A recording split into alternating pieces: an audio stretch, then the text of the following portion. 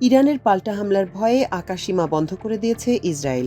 আল জাজিরার খবরে বলা হয়, শনিবার রাতে চালানো ইরানের ৩টি পারমাণবিক স্থাপনায় যুক্তরাষ্ট্রের বোমা হামলার পরই এমন পদক্ষেপ নিল Tel Aviv.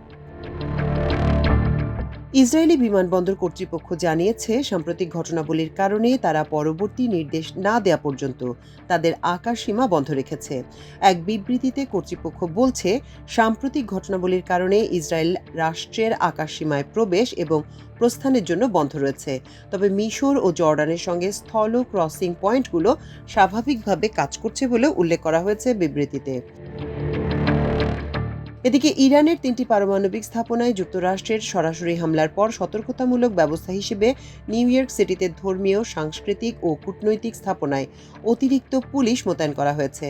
New York city police বিভাগ এক্সে দেয়া এক পোস্টে জানায়, ইরানে উদ্ভূত পরিস্থিতির উপর আমরা নজর রাখছি।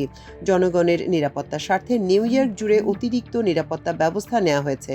প্রায় ৮০ লাখ মানুষের শহর নিউ ইয়র্কে হামলার আশঙ্কা নেই বলেই মনে করা হচ্ছে। তবে সম্ভাব্য যে কোনো ঝুঁকি মোকাবেলায় সতর্ক রয়েছে আইনশৃঙ্খলা বাহিনী। গত ১৩ই জুন ইরানের পারমাণবিক স্থাপনা লক্ষ্য করে হামলা চালায় ইসরায়েল। জবাবে তেল আবিবেও পাল্টা হামলা চালায় তেহরান। সেদিন থেকেই দুদেশের মধ্যে পাল্টাপাল্টি হামলা অব্যাহত রয়েছে। এতে উভয় দেশের বহু মানুষ হতাহত হয়েছেন। শনিবার এই যুদ্ধে সরাসরি জড়িয়ে পড়েছে যুক্তরাষ্ট্র। ইরানের ৩টি পারমাণবিক স্থাপনায় বিমান হামলা চালিয়েছে ওয়াশিংটন। পরে ট্রাম্প নিজেই ঘোষণা দেন যে তার দেশ ইরানের ৩টি পারমাণবিক স্থাপনায় সফল হামলা সম্পন্ন করেছে। স্থাপনাগুলো হলো ফর্দো, নাতাঞ্জ ও ইস্পাহান।